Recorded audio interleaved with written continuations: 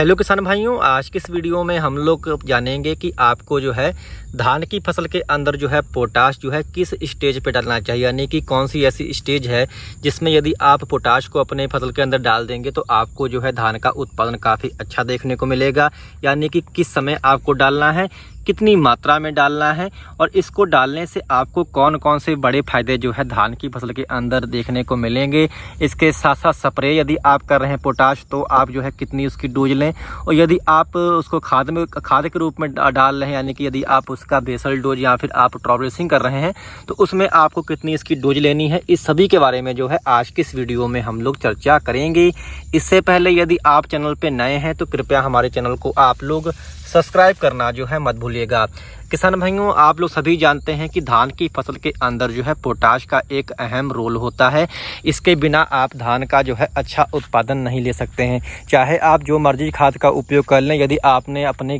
धान की फसल के अंदर पोटाश नहीं डाली है तो इससे आपके ना तो धान का उत्पादन अच्छा आएगा, ना उसके कल्ले अच्छे निकलेंगे और ना ही जो है उसका जो है आगे चल के दाने में चमक रहेगी। यानी कि आपको अपनी जो फसल होगी उसका रेट भी जो है आपको कम देखने को मिलेगा, क्योंकि दानों के अंदर जो है चमक कम होती है और जो फरहा होता है यानी कि जो खाली दानों की संख्या होती है धान में वो अधिक होती है। तो आप इन सब से कैसे बच सकते हैं, धान का कैसे उत्पादन बढ़ा सकते हैं, कैसे कल्ले ले सकते हैं, तो सब वो डिपेंड करता है कि आप अपने धान की फसल के अंदर पोटाश कब डाल रहे हैं और कितनी मात्रा के अंदर डाल रहे हैं। वैसे तो आप जो भी अगर आप अपने खेत की पराली या फिर अगर आप नहीं जलाते हैं पिछली फसलों का, यदि आपकी फसल के अंदर अवशेष है तो आपको पोटाश थोड़ा कम डालना पड़ता है।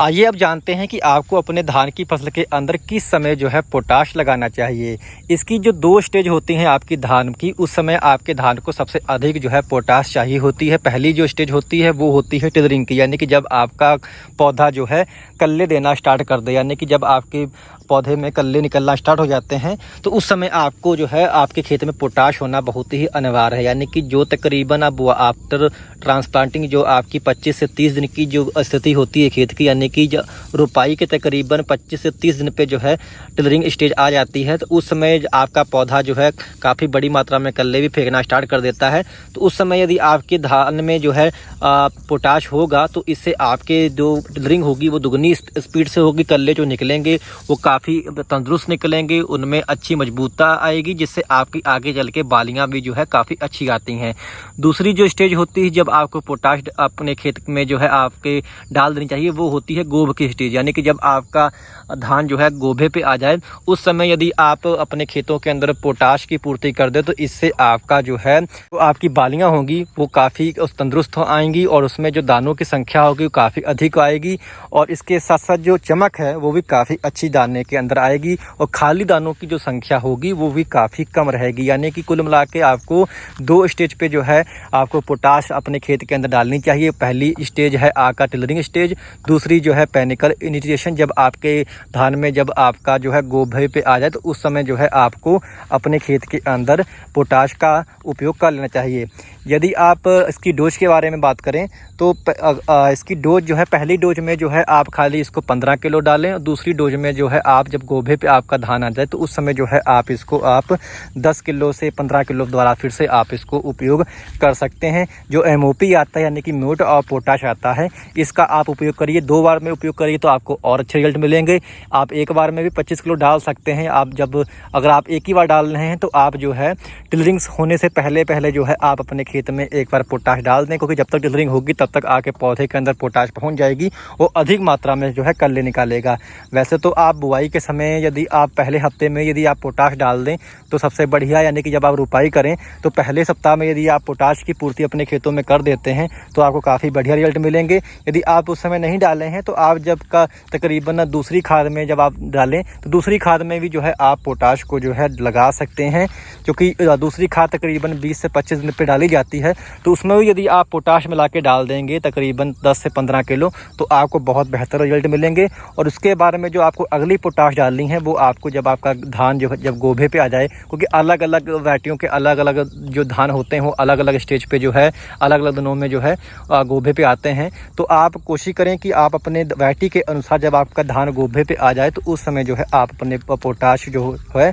उस समय जरूर लगाएं, क्योंकि उस समय यदि आप पोटाश डाल देंगे तो इससे आपका उत्पादन यकीनन तौर पे जो है बढ़ेगा। क्योंकि ये करता है क्या है कि आपके पौधे में जो भी फूड मटेरियल होता है, यानी कि जो पौधे के अंदर जो भी भोजन होता है उसको ये जो है दानों तक लेके जाने का कार्य करता है, यानी कि ट्रांसपोर्टर का कार्य करता है। यदि आप पोटाश की कमी होगी तो वो अच्छे से उसको फूड मटेरियल नहीं मिलेगा, जिससे आपके दाने कमज़ोर रह जाते हैं, चमक नहीं आ पाती है। तो कुल मिला के जो है आप पोटाश का उपयोग गोभे के समय जो है आप ज़रूर करें।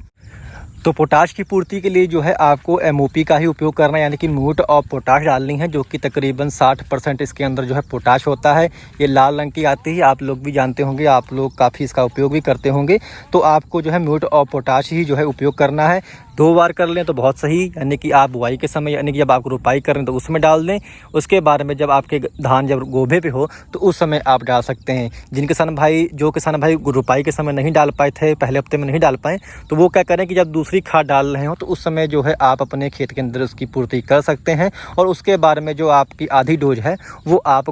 जब आपका धान जो है गोभ पे आए तो उस समय आप इसका उपयोग करिएगा। इसके साथ यदि आप स्प्रे कर रहे हैं तो स्प्रे में भी जो है आप इसका उपयोग कर सकते हैं, यानी कि फिर आप ऐसा करें कि आप जो पूरी मात्रा है पोटाश की जो भी आपको 20 से 25 किलो डालनी है वो आप पहले ही तकरीबन 30 दिन के पहले अपने खेत के अंदर उसकी पूर्ति कर दें। और उसके बाद में जब आपका धान गोभ पे आए तो उस समय जो है आप पोटाश की स्प्रे कर दें। जिसके लिए जो है आप 05234 ले सकते हैं, या फिर आपको 13045 की आप स्प्रे कर सकते हैं, या फिर आप जो है 0050 जो आता है इसका भी आप स्प्रे लगा सकते हैं। तीनों में से किसी एक का आप चयन कर लें। इसकी मात्रा जो है तकरीबन 1 से लेकर के 1.5 किलोग्राम प्रति एकड़ के हिसाब से जो है इसकी मात्रा लें। यानी कि आप ऐसा भी कर सकते हैं कि पहले आप जो है म्यूट ऑफ पोटाश को डाल दें पहली खाद के तौर पे पोटाश में, और दूसरी जब आप दूसरी बार पोटाश डाल रहे हो तो उसमें जो है आप स्प्रे में के तौर पे जो है आप इसका उपयोग कर दें। वो आपको कुछ सस्ता भी पड़ेगा, क्योंकि उसमें जो है आप खाली 1 से 1.5 आपका किलो मात्रा जो है पर्याप्त रहती है। चाहे तो आप 0050 की कर दें,